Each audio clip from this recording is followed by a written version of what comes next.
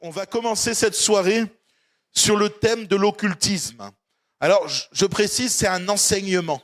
Ce n'est pas une prédication où vous savez, tout va bouger dans tous les sens. C'est vraiment le fait de se tenir informé sur ce qu'est l'occultisme aujourd'hui. Et toutes les formes, toutes les variantes dans lesquelles l'occultisme s'est glissé toutes ces dernières dizaines d'années, voire ces derniers siècles. Alors, la première chose que j'aimerais voir avec vous, c'est la différence entre l'occultisme, le syncrétisme et le christianisme. Ensuite, on verra la différence entre la puissance occulte et la puissance de l'Esprit de Dieu. Et pour finir, on parlera de la différence entre la possession, l'oppression et le combat spirituel intérieur. Donc aujourd'hui, on entend tellement de choses et nous voyons tellement de choses que ça devient difficile de se positionner, surtout pour les jeunes chrétiens. Voilà. Et ce soir, nous allons essayer d'aborder ces points à la lumière des Écritures. On va commencer mon premier point par la différence entre l'occultisme, le syncrétisme et le christianisme. La définition de l'occultisme, elle désigne l'ensemble des pratiques et des doctrines qui cherchent à accéder à des réalités spirituelles cachées, invisibles ou secrètes, en dehors d'une révélation divine. Divine de Dieu, en tout cas, de ce qui est du christianisme. Il implique souvent l'idée que l'homme peut obtenir un savoir ou un pouvoir spirituel par des moyens initiatiques, par des rituels ou ésotériques. Les caractéristiques principales de l'occultisme, ce sont la recherche de connaissances cachées. C'est les pratiques de divination, de magie, d'invocation des esprits. Et nous avons aussi la volonté de maîtriser ou d'influencer le monde spirituel. Ça, c'est l'occultisme. On va voir que toutes les civilisations ont pratiqué l'occultisme. Ça commence déjà dès l'Égypte antique ou la Babylone ancienne. Et il y avait des prêtres, des magiciens, des astrologues. Voilà, il y avait l'interprétation des rêves et la communication avec les morts. Ces pratiques étaient intégrées à la vie religieuse et politique. Rappelez-vous par exemple de l'histoire de Joseph. L'interprétation des rêves de Pharaon. Ça faisait partie de la vie en Égypte. C'est quelque chose qui était normal. Il appelait les magiciens, d'ailleurs dans le texte, appelait tous les magiciens du royaume, etc. Et personne n'a pu le faire. Sous Nebuchadnezzar, on retrouve la même chose, avec des rêves et qu'il faut interpréter. On fait venir tous les magiciens du royaume. Et c'est quelque chose qui fait partie de la vie courante dans le monde antique. On voit au Moyen-Âge, c'est la même chose, mais appelé différemment. Rappelez-vous de l'époque de la chasse aux sorcières. Ça vous dit quelque chose? En histoire, on avait chassé les sorcières, on les cramait au bûcher, etc. En Europe, en tout cas, entre le 15e et le 17e siècle, la peur de la sorcellerie conduit à une grande persécution. Et l'occultisme est associé à des pactes et des forces démoniaques, à toutes sortes de sacrifices et tout ça. On le retrouve également au 19e siècle sous le nom du spiritisme. C'est le mouvement, il est popularisé par Allan Kardec, qui connaît un grand succès dans l'Europe. Il prétend permettre la communication avec les esprits des morts à travers les médiums. Ensuite, il y a le 20e siècle avec l'ésotérisme moderne. L'occultisme se développe sous des formes plus acceptées, l'astrologie populaire, le tarot et les mouvements du New Age. Est-ce que vous avez déjà entendu ce genre de choses? Ce n'est pas des choses qui sont inconnues, en tout cas en France. Le syncrétisme, la définition, c'est la fusion ou le mélange de différentes croyances religieuses, philosophiques ou spirituelles en un seul système. En gros, on met tout dans une boîte, on secoue, et ça nous donne, entre guillemets, une nouvelle religion. Et on voit que ça ne rejette pas nécessairement la vérité, mais ça la mélange avec d'autres. En gros, on va prendre le christianisme et on va le mélanger avec toutes sortes de choses de culture, ce qui est culturel. On va retrouver en Afrique le fait que, par exemple, des chrétiens puissent aller voir parfois des marabouts et faire des gris-gris. En Europe, c'est arrivé que les chrétiens, et ça arrive encore, aillent voir des médiums. Vous comprenez ce que je veux vous dire? Alors je vois les têtes, mais c'est des choses vraiment vécues. Des gens qui me disent, j'ai vu des médiums. Bon, voilà, et en fait, c'est un mélange de doctrines, parfois contradictoires. Dieu est le seul, il est l'unique. Donc ça, c'est pour nous les chrétiens. Nous n'adorons que Dieu seul, mais dans ce qui est le syncrétisme, on va dire oui, Dieu est le seul, mais c'est vrai, mais nous sommes Dieu en même temps. Et nous pouvons l'accepter. Et en fait, ça va mélanger toutes sortes de choses. Adaptation des croyances selon les cultures, c'est ce que je disais tout à l'heure, et relativisation de la vérité. Vous allez entendre à chacun sa vérité. C'est quelque chose qui m'irrite quand j'entends ça. Chacun sa vérité. Il n'y a qu'une vérité. La seule, et c'est Jésus-Christ. On voit que l'Empire romain a utilisé ces choses-là. C'est un exemple classique du syncrétisme. Les Romains intégraient les dieux de tous les peuples qu'ils avaient soumis. D'accord ? Et puis, ils les rajoutaient à leur panthéon. Et ça introduisait des religions hybrides mélangeant les traditions grecques, égyptiennes et orientales. C'était un mélange de toutes sortes de religions. Ensuite, au 1er siècle, on a eu le culte de l'empereur. Vous connaissez ça ? Voilà. L'empereur, il devait être adoré. On vouait un culte à l'empereur. On le voit à partir du 1er siècle. Par exemple, l'empereur Auguste. Et on devait le diviniser. C'était quelqu'un qu'on devait adorer. Et il devait y avoir toutes sortes de cultes et d'adorations autour de l'empereur. Et c'est là que commence la persécution des chrétiens. Parce que les chrétiens du 1er siècle ont dit, mais non, nous, on refuse ça. On ne peut pas adorer quelqu'un d'autre que Dieu. Donc ils ont refusé, entre autres, le syncrétisme. Donc de mélanger la foi chrétienne avec d'autres religions, d'autres foi. Et en fait, ils ont été persécutés pour leur foi et leur refus d'adorer l'empereur. Ensuite, il y a eu, au XVIe siècle, par exemple, l'évangélisation en Amérique latine, où, au départ, certains peuples donc, acceptaient la foi, acceptaient Jésus, et ils mélangeaient avec leur culture, leur tradition. L'autre jour, on parlait avec, je crois que c'est en Inde que ça arrive, les missionnaires en Inde, quand ils vont là-bas, ils parlent de Jésus-Christ, ils prêchent, et on demande aux hindous, est-ce que vous acceptez Jésus-Christ comme sauveur ? Oui, on accepte. Mais maintenant, est-ce que vous voulez refuser tous les autres dieux ? Ah non, c'est un problème. Vous comprenez ? Ils acceptent parce qu'ils ont des milliers, des centaines de milliers de dieux, de divinités, et du coup, on leur rajoute une divinité, ils acceptent. Mais quand on leur demande de maintenant rejeter les autres, c'est là où ça coince et ça devient difficile. Et au XXe siècle est arrivé, à peu près en 1960, le mouvement du New Age. Vous avez déjà entendu parler de ça ? Voilà, c'est un peu les mélanges de spiritualité orientale avec la psychologie, les énergies, et parfois on saupoudre d'éléments chrétiens. Il représente une forme moderne du syncrétisme. Et enfin, le meilleur pour la fin, le christianisme. Alléluia. Christianisme est une foi, mais ça on le sait tous, monothéiste, fondée sur la personne et l'enseignement de Jésus-Christ. Il repose sur la révélation biblique et affirme que Dieu s'est révélé de manière unique à travers Jésus pour offrir le salut à l'humanité. Alléluia, on a un amen. Gloire à Jésus-Christ. Les caractéristiques principales sont la foi en un Dieu unique, la relation avec Dieu basée sur la grâce, l'autorité des Écritures et le refus de toute autre médiation spirituelle. Donc on regarde que la naissance du christianisme au 1er siècle, donc après Jésus-Christ, s'est développé les premières églises, les premiers chrétiens, voilà. Et les premières persécutions sont arrivées à partir entre le 1er et le 4e siècle. Comme je vous disais, le culte à l'empereur romain, etc., a amené une persécution sur l'Église. Ensuite, il y a eu l'officialisation, entre guillemets, du christianisme en 313 après Jésus-Christ sous Constantin, voilà, qui a légalisé le christianisme. Donc c'est la fin, entre guillemets, de la persécution. Et ensuite, il y a eu les conciles au 4e et au 5e siècle. Donc comme le concile de Nicée qui définissent les doctrines fondamentales pour préserver la foi contre les mélanges et les erreurs. Pour résumer, l'occultisme recherche du pouvoir et de connaissances spirituelles occultes. Voilà. Le syncrétisme, c'est un mélange de différentes croyances religieuses ou spirituelles. Et le christianisme, c'est la foi fondée sur une révélation unique et exclusive en Jésus-Christ, sans mélange ni manipulation du spirituel. La différence est que l'un est basé sur le monde des ténèbres. Ça, c'est l'occultisme. L'autre est un mélange entre la foi chrétienne et différentes sortes de mélanges occultes ou de philosophie. Et le dernier, c'est basé sur Jésus-Christ et sa parole uniquement. Bon, ça, je pense que vous le saviez tous plus ou moins. Voilà. Maintenant, on va voir qu'est-ce que dit la Bible sur l'occultisme. Parce que c'est important.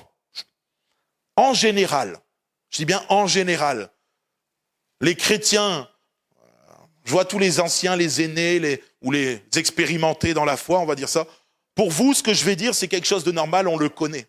Mais pour les plus jeunes, soyez attentifs. Voilà ce que dit la Bible sur l'occultisme.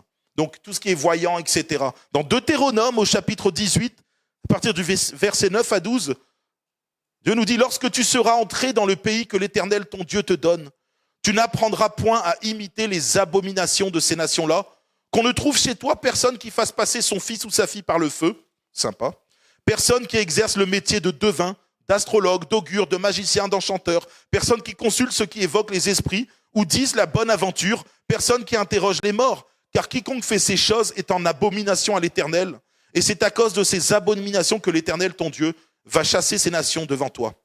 Dieu ne tolère aucune forme d'occultisme. Il n'y a aucun occultisme, il n'y a rien venant de l'occultisme que Dieu ne tolère. Vous savez, aujourd'hui, est-ce que vous avez déjà entendu parler de la magie noire, tout le monde? Mais d'un coup, on nous a dit, mais il y a la magie blanche. C'est la bonne magie. Puis il y a même la magie verte. Donc ils ont inventé des couleurs pour essayer d'adoucir l'occultisme. Mais Dieu ne tolère aucunement ça. Il n'y a rien que Dieu accepte. C'est un péché, la Bible dit bien que c'est une abomination aux yeux de l'Éternel. Dans Lévitique, au chapitre 19 et au verset 31, la Bible nous dit « Ne vous tournez point vers ceux qui évoquent les esprits, ni vers les devins. Ne les recherchez point, de peur de vous souiller avec eux. Je suis l'Éternel, votre Dieu. » On trouve aussi dans le Lévitique 20, au verset 6, « Si quelqu'un s'adresse aux morts et aux esprits pour se prostituer avec eux, je tournerai ma face contre cet homme, je le retrancherai du milieu de son peuple. » L'occultisme est vu comme une souillure spirituelle. Dieu parle même de prostitution spirituelle. C'est quelque chose qui est grave aux yeux de Dieu. Et moi, j'ai déjà entendu, et je vous le dis récemment, je vous parle pas de trucs, oh, mais c'était il y a 20 ans. Non, récemment, il y a quelques semaines en arrière, pas dans notre église, mais je l'ai entendu des chrétiens qui allaient voir des voyants, qui appelaient des médiums, etc. Parce que pour eux, c'était quelque chose de normal. Et je vous parle en France. C'est pas de l'autre côté, chez les latins, là, chez les Amériques latines, ou alors en Afrique. Là, je vous parle d'ici en France.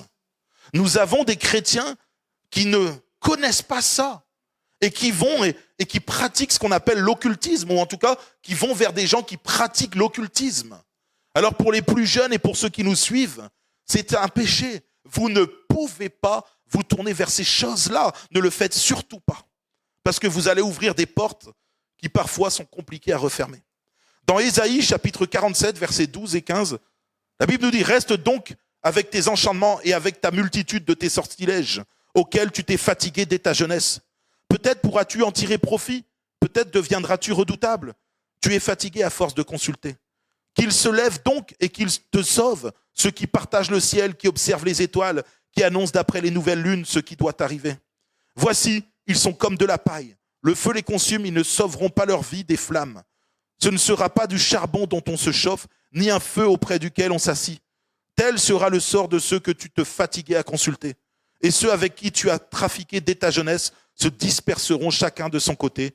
Il n'y aura personne qui vienne à ton secours. Vous savez, souvent, l'occultisme est quelque chose de trompeur. C'est une illusion trompeuse.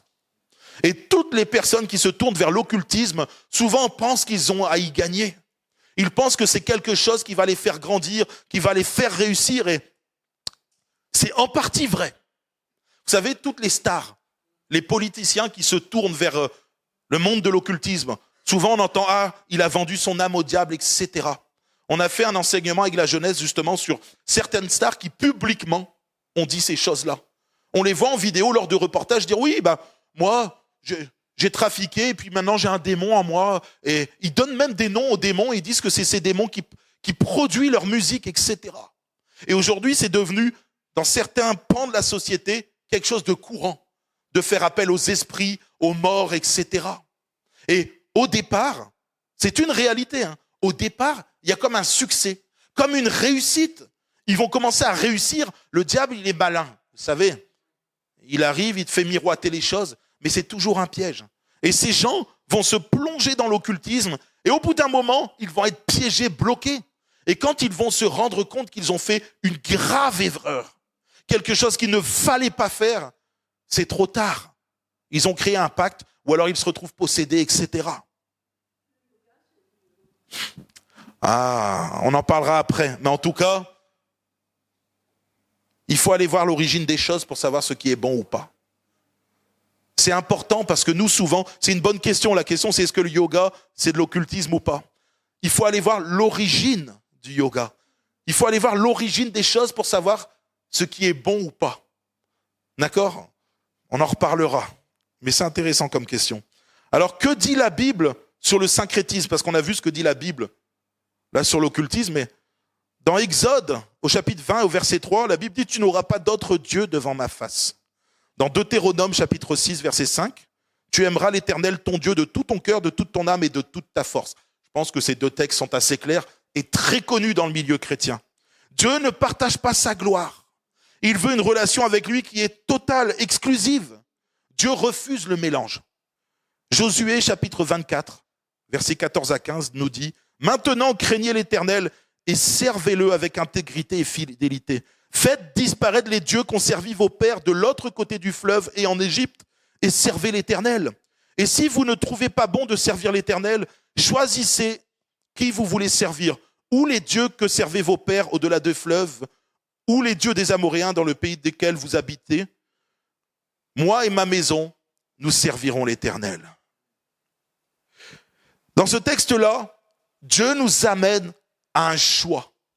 Tu ne peux pas mélanger les choses. Soit tu sers Dieu, soit tu sers autre chose. Tu ne peux pas faire les deux. Tu ne peux pas servir Dieu et Mammon. On a plusieurs textes comme ça dans la Bible qui nous mentionnent que soit tu es avec Dieu, soit tu es contre Dieu. Et on a des cas concrets dans la Bible de personnes qui ont fait ce genre de choses. Est-ce que vous avez un exemple? Tiens, je vous pose la question. D'un peuple ou de des gens qui ont mélangé les choses. Hein? Les Samaritains, ils faisaient des choses entre les deux. Mais un des cas les plus concrets qu'on trouve dans Exode. Avant Saül, oui, il l'a fait aussi. Mais avant Saül, un des trucs, on vient juste, le veau d'or, exactement, bien. On vient juste de sortir du pays d'Égypte. On traverse la mer, tout se passe bien, ils vont là, ils sont au pied de la montagne, Moïse est parti chercher les tablettes, etc. Et là, le texte nous dit dans Exode chapitre 32, versets 4 et 5, « Il les reçut de leurs mains, jeta l'or dans un moule et fit un veau en fonte. Et ils dirent, Israël, voici ton Dieu qui t'a fait sortir du pays d'Égypte. Lorsqu'Aaron vit cela, il bâtit un autel devant lui et il s'écria, demain, il y aura une fête en l'honneur de l'Éternel. » Vous regardez bien ce qu'ils sont en train de faire. C'est du syncrétisme.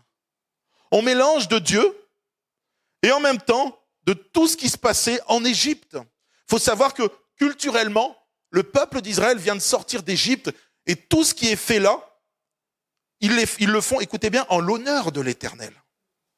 Vous voyez, le pire, c'est qu'ils ont voulu honorer Dieu en faisant ça. Sauf que Dieu refuse tout mélange. Ce n'est pas possible pour Dieu de pouvoir mélanger quoi que ce soit, même quand c'est fait en son honneur. Cela revient plusieurs fois dans la Bible. On le voit dans 2 Rois, chapitre 17, au verset 33. Il est dit, « Ils craignaient l'Éternel et ils servaient aussi leur Dieu d'après les coutumes des nations d'où on les avait transportés. » À plusieurs reprises dans la Bible, on voit que le peuple d'Israël se met à faire du syncrétisme. Il va servir Dieu, il respecte Dieu, là il est dit, hein, il craignait l'Éternel. C'est quand même surprenant. Et de l'autre côté, ils vont servir leur faux Dieu. Moi, je pense que dans l'histoire du christianisme, c'est arrivé très tôt, ce genre de choses aussi. Quand on regarde le catholicisme, par exemple, comment les catholiques ont fonctionné?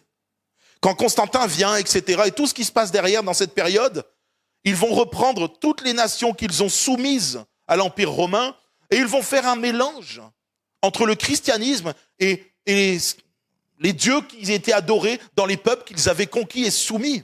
Et c'est pour ça qu'il va y avoir la prière à Marie, la prière aux morts, etc., aux saints, et qu'il va y avoir toutes sortes de choses qui vont rentrer dans le catholicisme. C'est du syncrétisme pur et dur.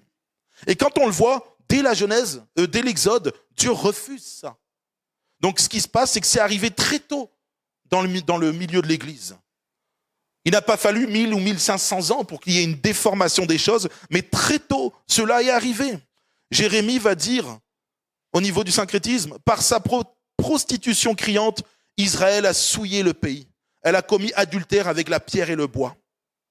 Un texte maintenant plus connu dans le Nouveau Testament, 2 Corinthiens chapitre 6, versets 14 à 18. Ne vous mettez pas avec les infidèles sous un joug étranger. Car quel rapport y a-t-il entre la justice et l'iniquité? Ou qu'y a-t-il de commun entre la lumière et les ténèbres? Quel accord y a-t-il entre Christ et Bélial? Ou quelle part à l'infidèle avec le fidèle? Quel rapport y a-t-il entre le temple de Dieu et les idoles? Là, Paul parle clairement d'un mélange. Car nous sommes le temple du Dieu vivant. Comme Dieu l'a dit, j'habiterai et je marcherai au milieu d'eux. Je serai leur Dieu et ils seront mon peuple. C'est pourquoi sortez du milieu d'eux et séparez-vous, dit le Seigneur. Ne touchez pas à ce qui est impur et je vous accueillerai. Je serai pour vous un père et vous serez pour moi des fils et des filles, dit le Seigneur Tout-Puissant. Que ça soit dans le couple, dans notre façon de vivre, dans nos coutumes, dans toutes ces choses-là, dans tous les aspects de notre vie, nous ne pouvons pas mélanger quoi que ce soit entre Dieu et les autres choses. C'est important de se tenir, on va dire, propre d'une certaine façon aux yeux de Dieu. Souvent, c'est ce qu'on dit aux jeunes avec Jennifer depuis des années. Quand on fait des réunions de jeunesse, moi je dis aux jeunes, faites attention, ne vous mettez pas en couple avec quelqu'un qui n'est pas chrétien, avec un musulman, un bouddhiste, un hindou, et peu importe la religion de la personne, car cela déplaît à Dieu. Et là, je vois, il y a des jeunes devant, faites attention, restez fidèles à Dieu et ne mélangez pas ces choses-là. Sinon, et on l'a vu et on le voit souvent dans la Bible, on ressort avec les mauvaises choses de la personne avec qui on s'est mis en couple. Les mauvaises mœurs qu'auront les bonnes compagnies. Aujourd'hui, le problème que nous voyons dans les églises, ce n'est pas l'occultisme visible.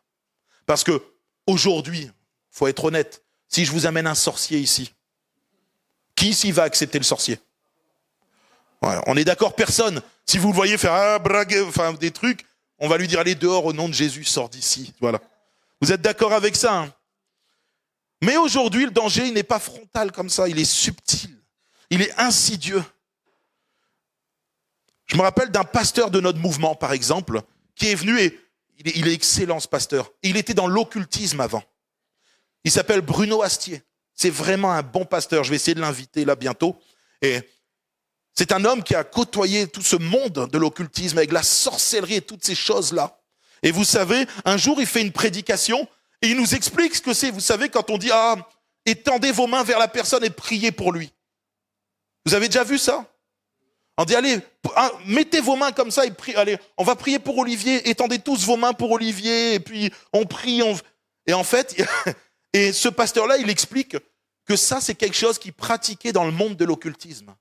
C'était un transfert d'énergie et de pouvoir. Et en étendant les mains, et d'ailleurs, on le voit dans les films ou dans les dessins animés avec les sorciers, ils font sortir de l'électricité ou des trucs en mettant et en fait, sans le vouloir, on reproduit certaines choses qui viennent du monde de l'occultisme. Mais c'est insidieux, parce qu'on dit, faites-le, on prie tous, c'est comme si en mettant les mains, on avait un pouvoir particulier envers la personne. Mais on n'a pas de pouvoir. Moi, je crois que je n'ai pas besoin de tendre mes mains, ni mes pieds, ni mes oreilles. Je prie le Seigneur Jésus-Christ. Seigneur, bénis mon frère là-bas, bénis ma sœur. C'est comme ça qu'un chrétien fait. On n'a pas besoin d'avoir des transferts de pouvoir ou de choses. Et quand il expliquait ça, on s'est retrouvé justement, beaucoup de pasteurs étaient surpris. Parce qu'on ne savait pas ces choses-là. Et parfois, on reproduit, sans faire exprès, certaines choses qui ne sont pas bibliques. Alors, je ne dis pas que parce qu'on a fait ça, on va aller en enfer. Mais c'est juste que c'est quelque chose qui est pratiqué dans le monde de l'occultisme. Mais on est encore plus subtil que ça aujourd'hui. Beaucoup veulent aujourd'hui de Jésus, mais avec le développement personnel. Le développement personnel, c'est une philosophie. Jésus et les énergies, les vibrations et l'univers. Combien de fois j'ai pas entendu des gens qui venaient dire « Je sens une énergie. Oh, il y a une énergie chez vous. » Alors, au départ, quand on ne connaît pas Dieu, je peux comprendre. Il sent la puissance du Saint-Esprit, tant mieux. Mais il y a des gens qui parlent d'énergie comme si c'est... Et on a des gens qui viennent et ils sentent, ils disent, il y a une énergie chez vous, mais ils vont rester à cause de l'énergie, ils vont pas se convertir. Ils vont pas accepter Jésus et ils vont dire, mais j'ai déjà senti des énergies un peu comme ça dans d'autres endroits. Et en fait, c'est une nouvelle façon que les gens ont de ressentir, par le ressenti des énergies. Jésus est la psychologie. Et comme je disais tout à l'heure, Jésus est les pratiques occultes adoucies. On ne rejette pas Jésus dans cette nouvelle version de l'Église moderne, mais on y ajoute autre chose que Jésus. On rajoute à la Bible. Les pierres, on en parlera, mais c'est vrai. Non, mais c'est vrai. En fait, il faut vous rendre compte, mais après, Bois-Lève, c'est une bonne église. Les églises niçoises, ce sont des bonnes églises. Je fais le faillot comme ça, voilà. Mais, non, mais c'est vrai qu'ici, sur Nice, il y a eu de bons enseignements, il faut être honnête, et ça, les chrétiens vont pas vers les pierres, vers les médiums et tout ça. Mais dans d'autres églises, je l'ai vu. Je vous dis, c'est choquant. Voilà. Dans 2 Timothée 2, verset 4, chapitre 4, verset 3, la Bible nous dit, « Car il viendra un temps où les hommes ne supporteront pas la saine doctrine, mais, ayant la démangeaison d'entendre des choses agréables, ils se donneront une foule de docteurs selon leurs propres désirs. » Aujourd'hui, l'occultisme ne se présente plus toujours comme sorcellerie, mais il revient sous des formes modernes. Je vais vous dire des trucs qui sont choquants, mais qui sont réels et que j'ai vus dans le milieu des églises. L'astrologie fun. C'est une astrologie qui nous fait rire et on a des chrétiens qui se mettent à aller voir l'astrologie, qui disent, bah si, c'est en train d'arriver. L'horoscope. Il y a beaucoup de chrétiens qui vont voir les horoscopes. Alors c'est surprenant. J'ai même vu moi un jour quelqu'un qui prêchait, d'accord, pas dans notre église, attention, hein. Voilà, je précise quand même pour pas, mais qui avait mis sur son Facebook son horoscope et elle s'appelait un tel machin truc de la forêt, etc. Et ma femme rigole parce qu'elle sait, mais et moi j'étais choqué. En plus c'est quelqu'un qui prêche. Vous vous rendez compte? Cette personne a une responsabilité devant Dieu, mais tous les chrétiens qui vont voir son Facebook vont se dire, bah c'est normal d'aller voir les horoscopes. Mais qu'est-ce qu'on a lu tout à l'heure sur l'occultisme? Dieu parlait de ce genre de choses, comme étant une abomination aux yeux de l'Éternel. Les méditations spirituelles, mais sans Dieu. Voilà, c'est des choses qui existent dans les églises. Allez, on va faire de la méditation. Et il y a des groupes de méditation aujourd'hui. Alors nous, ça nous paraît surprenant à Nice. Parce que nous, ces genres de choses, on sait que c'est pas bien. Voilà, on a la communication avec l'univers et on a le magnétisme. Exactement. Mais alors, c'est vrai, mais des chrétiens le font, mon frère. Merci de le soulever, mais c'est vrai.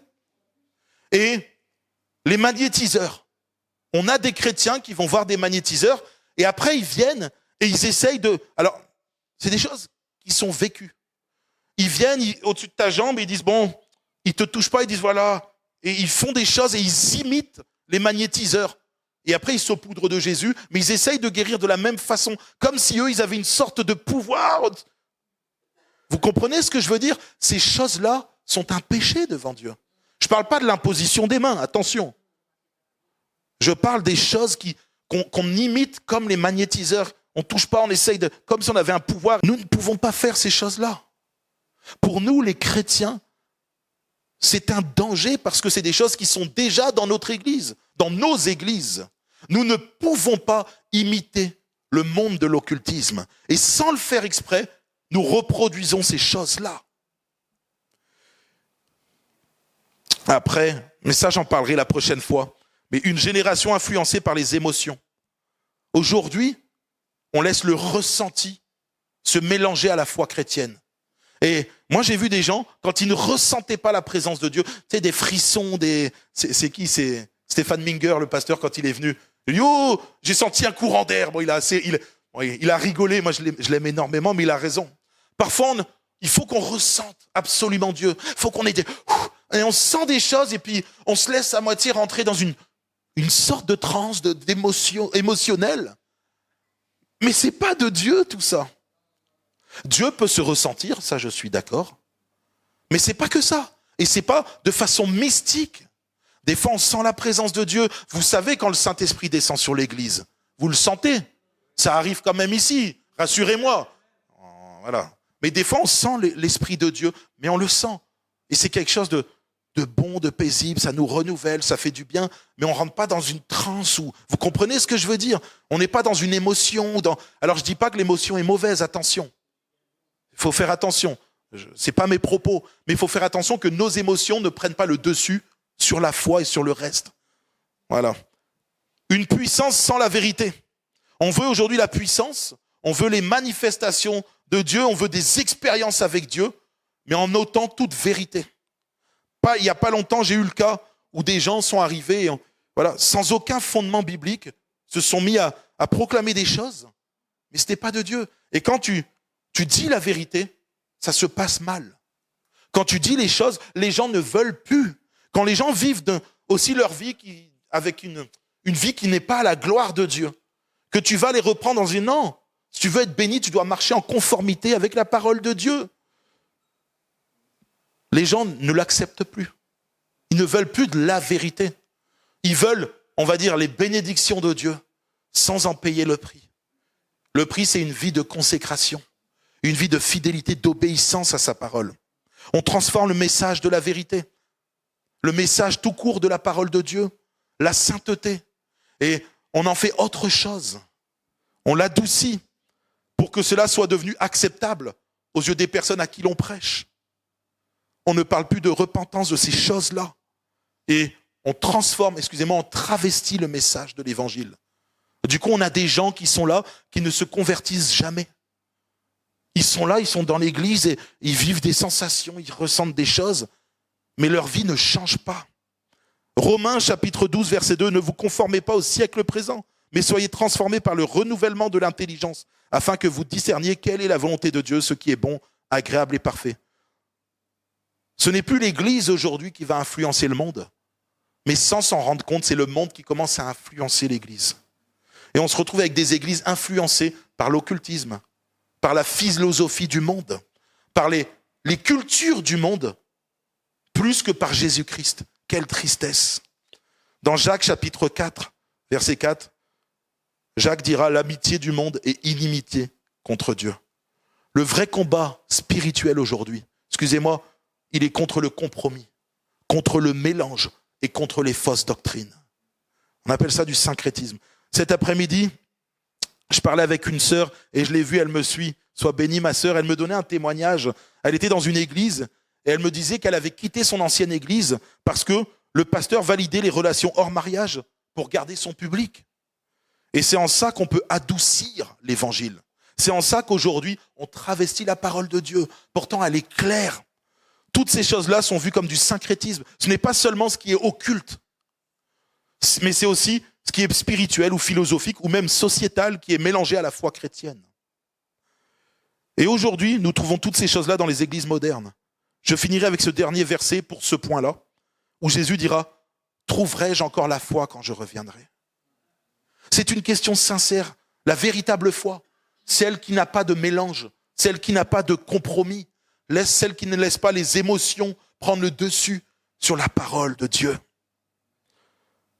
Mon deuxième point, c'est comment faire la différence entre les puissances occultes et la puissance de l'Esprit de Dieu. Ça, c'est important parce que aujourd'hui, on voit beaucoup de personnes qui se font manipuler par les puissances occultes. La puissance occulte, c'est une puissance qui existe réellement et qui est dangereuse. La Bible nous montre que ces puissances occultes existent. Par exemple, dans Exode au chapitre 7, versets 11 et 12, ce texte nous dit « Mais Pharaon appela aussi des sages et des enchanteurs, et les magiciens d'Égypte, eux aussi, en firent autant par leurs enchantements. Ils jetèrent tous leurs verges, et elles devinrent des serpents. » Est-ce que vous voyez comment les puissances occultes imitent la puissance de Dieu? Moïse arrive, il a son bâton, il le jette, il se transforme en serpent. Pharaon, il dit à ses magiciens et aux enchanteurs, venez vous aussi, allez. Et ils vont imiter la puissance de Dieu. C'est quand même surprenant là. Jusqu'à un certain point. Vous allez voir un moment, Moïse va changer l'eau en sang, d'accord? Ils vont faire la même chose. Ils vont imiter la puissance de Dieu. Il faut savoir que ces choses existent et parfois, certains chrétiens se laissent, j'ai envie de dire manipuler parce qu'on se dit c'est miraculeux. C'est vrai qu'il y a des choses miraculeuses. Waouh, mais c'est impressionnant ce qui a été fait là. Mais c'est sûr, ça vient de Dieu. S'il y a un miracle, c'est de Dieu. Et souvent, en tant que chrétien, on peut faire des raccourcis et pourtant, tout ne vient pas de Dieu. C'est une puissance, il y a la puissance ténébreuse et occulte, elle est liée aussi parfois aux esprits démoniaques. Une servante qui avait un esprit de python dans Actes 16. Et en devinant, elle procurait un grand profit à ses maîtres. Cette femme était possédée par un esprit de python et elle pouvait lire l'avenir, dire l'avenir. Et les gens s'enrichissaient là-dessus. L'occultisme permet le contrôle, la connaissance et la puissance. Mais en réalité, et ça c'est la réalité de l'occultisme, il enchaîne, il détruit et il éloigne de Dieu. Un chrétien doit s'éloigner de ces choses-là. Je parle de ça car j'ai déjà entendu des chrétiens qui allaient voir des voyants, des magnétiseurs. Et moi c'est dans d'autres pays, des marabouts. Dans nos jeunes baptisés, nos derniers baptisés, c'est excellent parce que j'ai eu cette question. Est-ce que je peux continuer à aller écouter de la musique culturelle? On rigole parce qu'elle est là. Mais parce que, en fait, dans cette musique culturelle, c'était une sorte d'appel aux esprits ou toutes ces choses-là. C'était culturel, c'était des rituels, au final, occultes. Mais en me posant cette question, elle savait très bien la réponse. Et c'est ça qui m'a émerveillé, poussée par l'esprit. Elle s'est rendue compte que ces choses-là, elle devait les... Je me trompe ou pas? On est d'accord.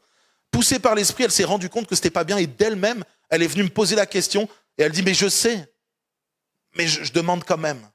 Et en fait, il y a une autre aussi qui m'a dit, donc pareil dans ces jeunes baptisés, oui, ben moi dans mon pays, etc., à Madagascar, on fait ce genre de choses, etc. Et voilà. Et donc, d'eux-mêmes, ils se sont rendus compte, poussés par l'esprit, qu'il fallait abandonner ces choses-là. Dans Matthieu chapitre 24, verset 24, la Bible nous dit « Car il s'élèvera de faux Christ et de faux prophètes. Ils feront de grands prodiges et des miracles au point de séduire, s'il est possible, même les élus. » Dans ce texte, il est parlé de faux Christ, de faux prophètes. C'est intéressant parce que ils vont faire des miracles au point de séduire les élus. C'est qui les élus? On est d'accord, c'est nous les chrétiens. Voilà. Le but de ces faux Christ, le but de ces faux prophètes, c'est de détourner, même s'ils le peuvent, les élus, les chrétiens. Comment? Par des prodiges et des miracles. Un peu comme ces sorciers-là, ces magiciens de l'Égypte qui sont venus avec le pharaon devant Moïse faire la même chose, reproduire des prodiges et des miracles. On va voir que ces puissances-là, après on va voir comment les repérer, comment faire en sorte de ne pas se laisser séduire par ce monde occulte. Ah, mais c'est pas bon, forcément, parce que l'origine, elle est toujours pareille, elle est occulte. Mais beaucoup de francs-maçons connaissent la Bible, mais ça c'est sûr. Et ils s'en servent exactement pour détourner les gens. Maintenant, on va parler de la puissance du Saint-Esprit, qui pour moi, c'est agréable de parler du Saint-Esprit. Dans Acte 1, verset 8, il est dit « Mais vous recevrez une puissance, le Saint-Esprit survenant sur vous. Cette puissance ne vient pas de l'homme. Elle ne se manipule pas. » Vous savez, aujourd'hui, je vais le dire quand même, mais on a des pasteurs qui disent « Vas-y, allez, parle en langue. » Ils se mettent à côté du gars, ils prient. Allez, dis. Ils essayent d'influencer la personne pour qu'elle parle en langue. C'est comme si, moi, pasteur, j'ai le pouvoir que ce que je dis, ça saute dans la bouche de l'autre. Vous comprenez? Et c'est comme un peu des coachs sportifs. Tu vois, c'est, allez, vas-y, tu vas soulever, t'étais à 80 kilos, vas-y, maintenant on passe à 100 kilos, allez, vas-y. Et t'encourages la personne. C'est pas comme ça. C'est qui baptise du Saint-Esprit? C'est Jésus. C'est pas nous. Alors nous, on prie, bien sûr, mais au nom de Jésus, afin que Jésus baptise d'Esprit Saint ses enfants. Nous, on n'a pas ce pouvoir-là. Donc, ça se manipule pas. Ça ne s'achète pas non plus. Dans la Bible, vous connaissez Simon le magicien qui a essayé d'acheter justement auprès de Pierre le fait de pouvoir avoir la puissance de l'Esprit, etc. Il s'est fait reprendre sévèrement. C'est une puissance, quand ça vient du Saint-Esprit, qui transforme. Si quelqu'un est en Christ, il est une nouvelle créature. C'est ça la vraie puissance du Saint-Esprit. Elle vient changer le cœur, elle vient transformer les vies et elle produit une nouvelle nature en nous. C'est une puissance qui est accompagnée de vérité. Quand le Consolateur sera venu, l'Esprit de vérité, il vous conduira dans toute la vérité. Quand la puissance du Saint-Esprit s'exerce dans un lieu, elle ne va jamais contre la Bible. Ça, c'est important de le savoir. Ça ne contredit jamais la Bible. Ça ne mène jamais au compromis et ça ne produit jamais de confusion. D'accord ? Lorsque vous rentrez dans certaines réunions, vous pouvez être totalement confus parce que vous voyez des gens rire aux éclats. Vous n'avez pas vu ça ? Hein ? Ce mouvement de Toronto, exactement. Et il y a eu des vagues, etc. Ouais. Mais vous rigolez de façon en plus mystique. C'est même pas « c'était rigolo ». Ça fait peur. Moi, je me rappelle un jour, je suis dans une église et puis j'entends un rire qui fait... Puis moi, on était en temps de prière et là, je me dis, il y a quelqu'un qui doit être délivré. Là, c'est sûr. Je me retourne. En fait, c'était une chrétienne. Et puis, je suis dans l'église, je dis au pasteur, mais c'est qui cette femme ? Et ça faisait flipper le rire. Il me dit, non, en fait, elle revient d'une espèce de formation charismatique, avec un mouvement charismatique. Et puis ils se mettent à rire, ils se touchent, et tout le monde rit. Bon, je vais pas dire aux États-Unis, c'était quelque chose de... Ah, ouais, ben justement, j'y reviens. Parce que, bon, dans cette même église, on se retrouvait justement à un moment, ils ont invité un pasteur, justement, charismatique d'un autre pays, qui est venu en France. Et puis il arrive dans l'église. Moi, j'étais pas là, parce que j'aurais été vraiment mécontent. Mais voilà.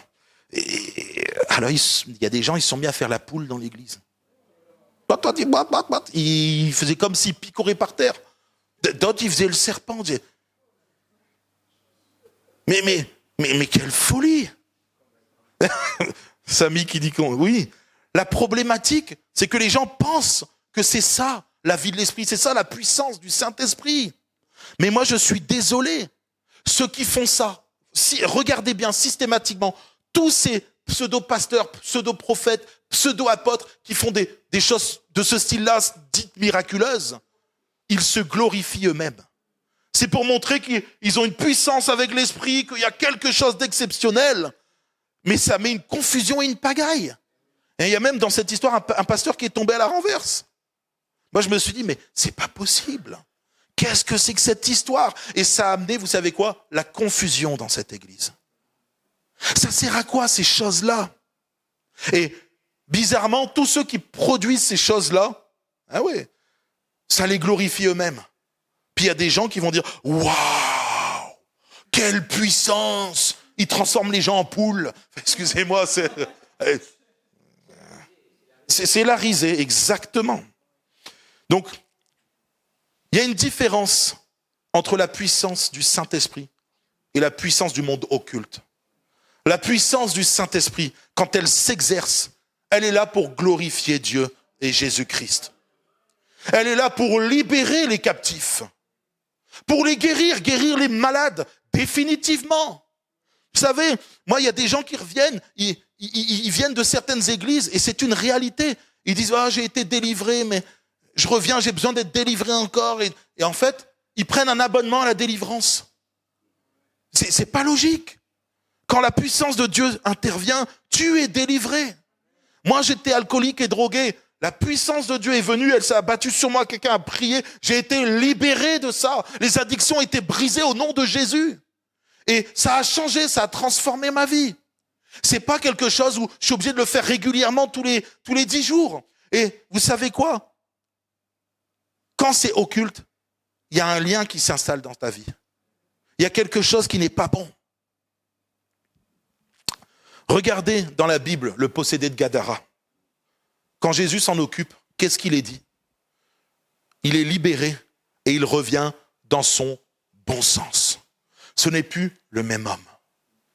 Quand, excusez-moi, la puissance du Saint-Esprit s'abat dans une vie, il y a un changement profond qui s'exerce. Et il se passe quelque chose, une guérison, une délivrance, une transformation profonde de vie. C'est pas juste du spectacle. Donc comment discerner ce qui vient de Dieu ou pas ? On vient de le dire déjà, c'est vérifier déjà que ce qui se passe ne contredit pas la parole de Dieu. D'accord ? Observez le fruit. Comme je l'ai dit, quand c'est du Saint-Esprit, il y a quelque chose de durable, il y a une transformation durable. Quand c'est, hélas, de l'occultisme, il y a une confusion. Et bien souvent, et même tout le temps, ça rend esclave la personne. Les personnes sont comme liées par des liens. Je me rappelle, il faut analyser le but aussi. Est-ce que ça glorifie Dieu ce qu'on vient de faire ? Ou est-ce que ça glorifie un homme ou c'est fait pour impressionner et faire du tape à l'œil ? Vous savez, un jour, j'ai des jeunes, ils sont partis voir quelqu'un. Je dirais pas le nom, on s'en fiche, mais... Et un pasteur connu qui venait de je sais pas où et tout. Et puis, ils sont tous partis aller le voir. Et puis, ils me disent, waouh, on a vécu quelque chose de puissant et tout. Je dis, ah, super et tout, explique-moi. Et ben, en fait, le gars, il nous a touchés juste comme ça. Et on est tombés à la renverse, tous comme ça. Et puis, il y a eu telle et telle chose et tout ça. Je dis, waouh, ok. Je dis, mais alors, explique-moi. Est-ce que tu as été renouvelé quand il t'a touché ? Non. Je dis, toi, t'es malade. Est-ce que tu as été guéri et tout ça ? Non. Je dis, mais est-ce que quand t'es sorti de là, t'es sorti grandi, tu as acquis plus de connaissances de Dieu ou Non. Je dis alors, à quoi ça t'a servi de faire ça ? La conclusion, les jeunes m'ont dit, en fait, à rien du tout. Je leur ai dit, vous êtes allés vous mettre peut-être en danger en allant voir de telles personnes qui produisent de telles choses. Je crois à la puissance de Dieu. Je crois à la puissance miraculeuse. La Bible nous dit que l'ombre de Pierre passait sur les gens et ils étaient guéris, juste avec l'ombre. Mais c'était la puissance de Dieu. Et Pierre, il n'était pas en train de se glorifier, il n'était pas en train de gonfler des pecs, en train de dire, regardez ce que je fais, je touche les gens, et puis... Non. La puissance de Dieu, elle s'exerce et elle glorifie toujours Dieu. Elle ne glorifie pas les hommes, elle glorifie le Dieu vivant et vrai. Alors rapidement, mon troisième point. Comment différencier la possession, l'oppression et le combat spirituel intérieur ? Ça, c'est important parce que depuis ces dernières années, on se retrouve avec beaucoup de personnes qui mélangent tout. Et on entend de tout sur Internet. On entend des gens qui s'autoproclament enseignants et qui nous sortent des choses. Alors déjà, on va commencer par la définition de la possession. Possession démoniaque, c'est l'état dans lequel un être humain est contrôlé par un esprit démoniaque, de sorte que ses paroles, ses actions, ses pensées, ou même sa santé physique sont influencées ou dirigées par cette entité. Les caractéristiques qu'il va y avoir, c'est une perte partielle ou totale du contrôle sur soi-même, des comportements anormaux, souvent violents ou autodestructeurs, parfois une capacité surnaturelle, avec une force ou un langage, vous savez, avec une voix effrayante, ou une connaissance mystique. À plusieurs reprises, j'ai eu contact avec des gens qui étaient possédés. Donc ça m'est arrivé souvent, et j'ai vu, par exemple, une force surnaturelle. Un jour, je vous raconte cette histoire, elle est rigolote. Moi, je la trouve rigolote maintenant, sur le coup, je rigolais moins. Mais il y avait une petite mamie. Mais quand je vous dis 1m55 maximum, elle était toute mignonne, toute frêle. Et un jour, elle arrive comme ça, et puis c'était une réunion de prière. On était à l'église, comme ça, dans une église. Puis elle vient, elle me tend ses mains pour la prière. Je dis, oh, en plus, dans mon cœur, je me dis, ah, qu'est-ce qu'elle est mignonne, cette mamie. Je prends ses mains comme ça, et puis, alors que je prends ses mains, je vais pour commencer à prier, elle se met à prier. Et elle prie. Mais quand elle prie, je me sens mal. Je suis comme dérangé. Le Saint-Esprit en moi me dit, il y a un problème. Et là, elle commence à serrer mes mains. Et j'ai des grosses mains. Vous savez que j'ai fait du bâtiment. Voilà. Mes mains sont grandes. Et elles sont costauds, fermes et puissantes. Mais je rigole, bien sûr. Mais ce qui se passe, c'est que cette petite mamie, même avec mes grosses mains puissantes, elle est en train de me broyer les mains. Donc j'ai dit, oula, et j'étais comme ça, j'enlève une main comme ça. Et maintenant, je dis c'est à mon tour de prier. Hop! Et je dis, au nom de Jésus. Et quand je dis ça, il y avait mon autre main qui était toujours de ses bras. Elle commence à tordre mon bras. Et là, je fais, waouh, qu'est-ce qui se passe? J'ouvre les yeux. Puis je vois qu'elle me regardait avec un regard très surprenant. Voilà, je vais rester sobre dans ce que je dis. Et donc, du coup, j'étais obligé de prier et dire, au nom de Jésus, tu n'as aucune puissance face à moi. Je suis un enfant de Dieu, etc. Je prie et en fait, je me mets à faire un bras de fer avec la mamie. Et alors, les gens, ils entendaient des cris, ils ouvrent les yeux. Imaginez-vous la réaction. Il y a un des pasteurs, il fait un bras de fer avec une mamie. Alors, bon, après, ils ont compris vite fait, parce qu'ils ont entendu des cris et une voix, etc. Et en fait, maintenant, j'ai dit, au nom de Jésus, sors d'ici. Et cette femme, elle est tombée à la renverse. Donc, je l'ai rattrapée. Et puis, elle reprend ses esprits, elle dit, mais qu'est-ce qui s'est passé? Pourquoi je suis par terre? Vous vous rendez compte que cette femme ne se rappelait plus de ce qui s'était passé. Voilà. Donc, elle était possédée de façon partielle à certains moments. Et elle a été, gloire à Dieu, libérée de cet esprit démoniaque. Les langages mystiques, les parler en langue mystique. Alors là, vous pourrez aller demander à Samuel Maza un soir. J'en ai rigolé, on était à une réunion de prière. Et puis on entend, c'est vrai, une sorte de parler en langue. Et ça dérangeait. Mais vraiment, je ne vais pas le reproduire. On était dans l'église. Puis j'ouvre les yeux et je vois Samuel. Avec le regard, là, il sent qu'il y a quelque chose de malsain. Et donc, hop, il y avait Mireille qui était au fond aussi, je me rappelle. Et très expressif, Mireille, comme d'habitude. Mais oui, il y avait un problème. Il y a des parlers en langue mystiques qui ne viennent pas de Dieu. Ce n'est pas parce que tu parles en langue que ça vient de Dieu. Enfant de Dieu, bien sûr que si. Quand on est des enfants de Dieu, qu'on est baptisé dans le Saint-Esprit, on peut parler en langue, il n'y a pas de souci, ça vient de Dieu. Mais il y a des gens qui ne sont pas remplis de l'Esprit, qui ne sont pas nés de nouveau, qui parlent des langues. Je me rappelle de ce témoignage un jour, c'était dans une église, c'est un vieux pasteur qui m'a raconté cette histoire. Et il disait, voilà, on était dans une église et un jour, il y avait un homme de l'église qui était là depuis quelques mois, et qui parlait en langue. Et puis, je vous parle de ça dans les années 70, 80. Et ce pasteur, il explique, il dit, on était là et un jour, il y a quelqu'un qui rentre dans la salle, un inconverti, quelqu'un qui ne connaissait pas un converti, quelqu'un qui ne connaissait pas. Il rentre dans l'église, et puis d'un coup, pendant le temps de prière, cet homme commence à parler en langue, celui qui était dans l'église depuis des mois déjà, et puis celui qui vient de rentrer dans l'église, c'était la première fois qu'il venait, il se lève, il sort en colère, et il crie, c'est quoi cette église? Et il s'en va. Le pasteur choqué, il va en courant, il va derrière lui, il dit, mais qu'est-ce qui se passe, monsieur? Pourquoi vous êtes énervé et tout? Il dit, mais cet homme est en train de proférer des choses diaboliques contre Dieu. Il insulte Dieu dans ma langue. Et en fait, il parlait, à l'époque, une langue, un dérivé du russe, je ne sais plus laquelle, voilà. Mais, et donc, du coup, état de choc. Cet homme qui était depuis quelques mois dans l'église faisait des choses mystiques. Il y a les voix monstrueuses. Je l'ai déjà entendu. Avec des voix qui sortent de l'ordinaire. Voilà, je ne vais pas aller plus loin, ça ne sert à rien, mais voilà, des voix qui ne sont pas de Dieu. J'ai vu aussi des visages se transformer, en tout cas les yeux, et j'ai entendu des témoignages de personnes qui ont vu des visages carrément se transformer. Est-ce que c'est biblique? Bien sûr. Dans Marc chapitre 5, versets 1 à 7, ils arrivèrent sur l'autre bord de la mer, dans le pays des Gadaréniens. Aussitôt que Jésus fut hors de la barque, il vint au-devant de lui un homme sortant des sépulcres et possédé d'un esprit impur. Cet homme avait sa demeure dans les sépulcres et personne ne pouvait le lier, même avec une chaîne, car souvent il avait eu des fers aux pieds et avait été lié de chaînes, mais il avait rompu les chaînes et brisé les fers, et personne n'avait la force de le dompter. Il était sans cesse, nuit et jour, dans les sépulcres et sur les montagnes, criant et se meurtrissant avec des pierres. Ayant vu Jésus de loin, il accourut, se prosterna devant lui et s'écria d'une voix forte, « Qu'y a-t-il entre toi et moi, Jésus, fils du Dieu très haut ?» Vous regardez dans ce texte, il y a la force. L'homme brise les chaînes. Il ne peut pas être lié, il a une force surhumaine.